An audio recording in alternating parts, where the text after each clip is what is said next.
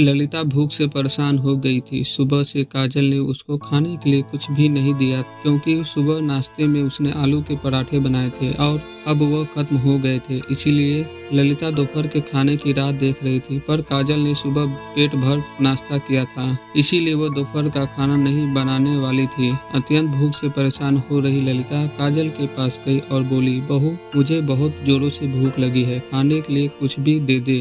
ललिता का कहना सुनकर काजल मुंह टेढ़ा करके बोली, दिन भर सिर्फ आपको भूख ही लगती है, दूसरा तो कुछ काम भी नहीं आपको। उस टेबल पर चने रखे हैं, वही खाकर पानी पी के सो जाओ। आज दोपहर को मैं मेरी फ्रेंड के साथ बाहर जाने वाली हूँ, इसीलिए खाना तो रात को ही बनाऊंगी। यह सुन के ललिता का मन उदास हो गया। फिर ललिता धीरे से बोली, तू कहे तो मैं खुद के लिए कुछ बना लूं। काजल गुस्से से बोली, एक व्यक्ति के लिए खाना बनाओगी क्या आप? सोचकर काजल किचन में गई और उसने फ्रिज में रखे हुए बासी चावल निकाले। अचार के साथ वह चावल एक थाली में परोसकर ललिता के आगे रखकर बोली कि खा लो। ऐसा कहकर पर्स लेकर काजल घर के बाहर चली गई। चावल फ्रिज में रखे थे, तब भी वह खराब हो गए थे, उनसे गंदी बदबू आ रही थी। ललिता ने गुस्से से वह चावल डस्टबिन में डाल दिए। इसके बाद उसने दाल चावल निकालकर अपने लिए गरम गरम खिचड़ी पकाई और पुदीने की चटनी के साथ खाई और सब बर्तन घिस कर किचन साफ किया और चुपके से अपने रूम में जाकर सो गई। काजल ने भले ही खाना पकाने से मना किया था, पर यह घर उसका भी था और वह खुद का खाना खुद बना सकती है। दूसरे दिन सुबह ललिता अपने रूम में बैठी थी, उतने में उसका बेटा करण उधर आया और बोला, माँ, आजकल महंगाई बहुत बढ़ गई है, मुझे घर खर्च चलाना भी बहुत कठिन हो रहा है, ऊपर से पापा की 13वीं पर भी बहुत खर्च हुआ। माँ, मैं सोच रहा था कि एक रूम किराए पर दिया जाए, घर का किराया आने पर घर खर्च में थोड़ी मदद होगी। ललिता बोली, बेटा, तुझे जो ठीक लगेगा तू वही कर। उसके बाद करण गला साफ करते हुए बोला, माँ, तेरा रूम खाली कर दे और नीचे के रूम में शिफ्ट हो जा। उस छोटे रूम में टॉयलेट और बाथरूम नहीं है तो उसे कोई व्यक्ति किराए पर नहीं लेगा। ललिता चौंक गई और बोली, वह रूम छोटा है और वो तो स्टोर रूम है, मैं उधर रहूंगी तो टॉयलेट बाथरूम कैसे जाऊंगी? करण बोला, माँ, तू आंगन के टॉयलेट में जाया कर, तू तो घर ही रहती है ना। जिसको हम रूम किराए पर देने वाले हैं उसको तो सारी सुख सुविधा तो चाहिए ना। वैसे भी यह रूम भी बहुत बड़ा है, पापा के जाने के बाद तुझे इतने बड़े रूम की क्या जरूरत है? ललिता कुछ क्षण शांत रही और सोचने के बाद बोली, टेरेस पर जो रूम है वह भी हम किराए पर दे सकते हैं, उस रूम में सब सुख सुविधा है। उस पर करण बोला, नहीं माँ, वह रूम हम किराए पर नहीं दे सकते, वह अपने मेहमानों के लिए रखा है। तुझे तो अच्छे से पता है कि काजल के मायके वालों का आना जाना चालू रहता है, इसीलिए एक्स्ट्रा रूम मेहमानों के लिए रखना पड़ेगा। ललिता सब समझ गई थी कि बेटे ने उसका ही रूम किराए पर देने का निर्णय लिया है, क्योंकि वह बुढ़ापे में बेटे और बहू पर आश्रित थी।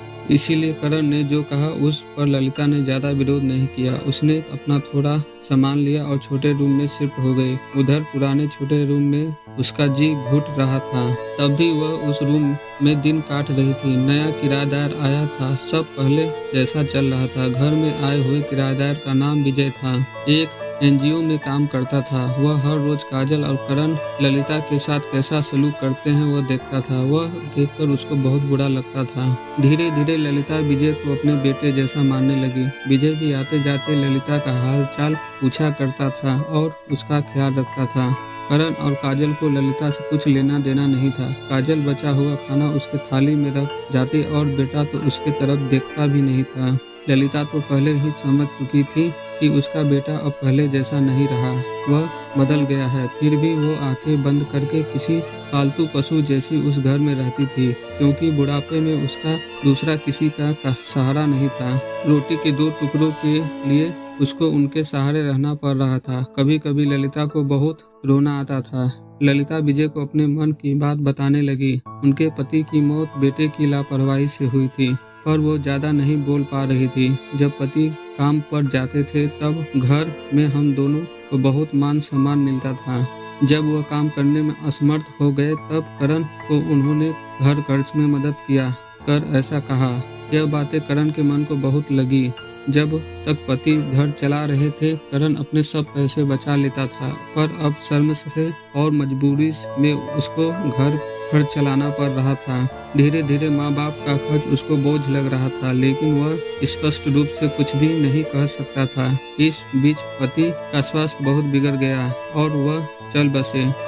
डॉक्टर के पास जाने से पता चला कि उनको निमोनिया हुआ था। डॉक्टर थोड़ी महंगी दवाई लिखकर देते थे, तो करण पैसे बचने चाहिए, इसीलिए करण आधी दवाई लेकर आता था। शुरू में पति का स्वास्थ्य सुधर गया था, तब करण ने उनकी गोलियां औषधि बंद कर दी थी। पति भी इन चीजों पर ज्यादा ध्यान नहीं देते थे, लेकिन एक रात उन्हें सांस लेने में बहुत परेशानी हुई। ललिता बहुत घबरा गई और वह भाग भाग के गई और करण के कमरे का दरवाजा ठोकने लगी और कहने लगी कि पापा का स्वास्थ्य बहुत बिगड़ गया है, चल हम उन्हें डॉक्टर के पास लेकर जाते हैं। उस पर करण बोला, माँ मुझे अब सोने दे, मुझे बहुत नींद आ रही है, हम सुबह पापा को डॉक्टर के पास लेकर जाएंगे।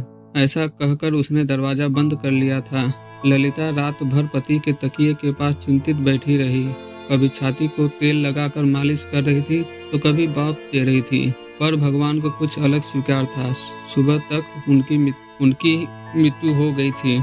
घर में कब्रिस्तान जैसी शांति थी। करण रोने का नाटक करने लगा। काजल तो ऐसे रो रही थी कि जैसे उसको वास्तव में वो ससुर चले गए इस बात पर बहुत दुख हो रहा हो। सबसे ज्यादा धक्का लगा सिर्फ ललिता को, पर वो कुछ बोल नहीं पा रही थी। ललिता की आंखों से आंसू आ रहे थे और उसके होठ थर-थर कांप रहे थे, जैसे कि वो कहना चाहती हो कि अब ये रोने का नाटक क्यों कर रहे हो, मेरे पति की मौत के आप दोनों जिम्मेदार हो। पर वह कुछ बोल नहीं पा रही थी। क्रियाक्रम कर दिया गया। ललिता के दिमाग में हमेशा एक बात चलती थी, करण ने लापरवाही नहीं की होती तो आज मेरे पति जिंदा होते।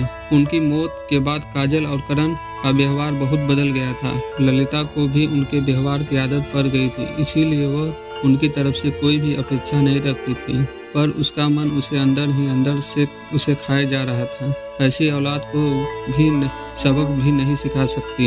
एक दिन उसका किराएदार विजय उसके पास आया और ललिता को कुछ बातें समझाई। वह बातें सुनकर ललिता की आंखों में एक नई उम्मीद जगी। दूसरे दिन सुबह ललिता काजल और करण के पास आई और बोली, मुझे तुम दोनों से बहुत जरूरी बात करनी है। मुझे ऐसा लग रहा है कि तुम दोनों को मेरे साथ रहने में प्रॉब्लम है, इसीलिए मैंने सोचा है कि मैं वृद्धाश्रम में रहूंगी।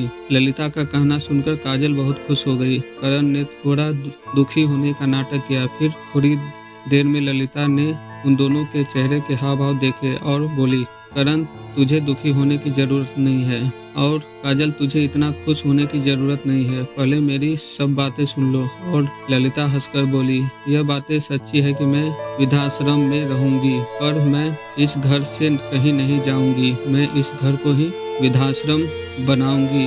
अब यहाँ तुम्हारे जैसे स्वार्थी बेटे और बहू यहाँ नहीं रहेंगे, मेरे जैसे बूढ़े लोग यहाँ रहेंगे, ये मेरा आखिरी निर्णय है। यह सुनकर करण और काजल दोनों ही चौंक गए। करण और काजल एक दूसरे की तरफ देखने लगे। उन दोनों ने सोचा था कि ललिता घर छोड़कर चली जाएगी तो वह दोनों खुशी से रहेंगे।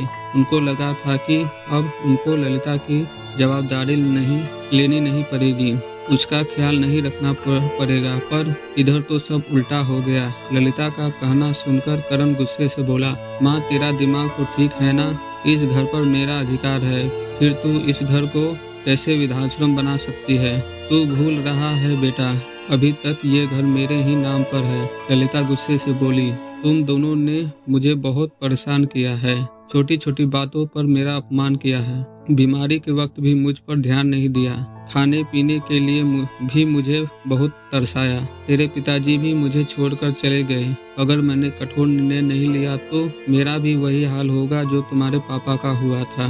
इसीलिए मैंने सोचा कि बेटे के झूठे प्यार के जाल में फंसने से अच्छा है मैं अपने बारे में सोचूं। करण घुटनों पर आकर बोलने लगा, माँ मुझे माफ कर दे, हम दोनों तेरा अच्छे से ख्याल रखेंगे, तेरा कभी भी अपमान नहीं करेंगे, पर तू इस घर को वृद्धाश्रम मत बना। माँ थोड़ा सोच कर तो देख हमारा क्या होगा। ललिता ऊंची आवाज में बोली, मैंने और तेरे पापा ने तुझे अच्छे संस्कार दिए थे, फिर भी तूने सिर्फ तेरे परिवार के बारे में ही सोचा, हमारा नहीं। फिर मैं तेरा कैसे सोचूं? तू तेरे परिवार का सोच, मेरी चिंता मत कर और जल्द से जल्द यह घर छोड़कर चला जा, क्योंकि इस घर में अब अच्छे लोग रहने आ रहे हैं। इतना कहकर ललिता अपने रूम में चली गई। करण और काजल ललिता को जाते हुए देखते ही रह गए। ललिता ने अपने जैसे बूढ़े लोगों को अपने घर में आश्रय दिया। विजय की मदद से वृद्धाश्रम अच्छे से चलने लगा। दोस्तों, आजकल के लड़कों ने बूढ़े लोगों के साथ गैर व्यवहार किया तो बूढ़े लोग भी कठोर निर्णय ले सकते हैं।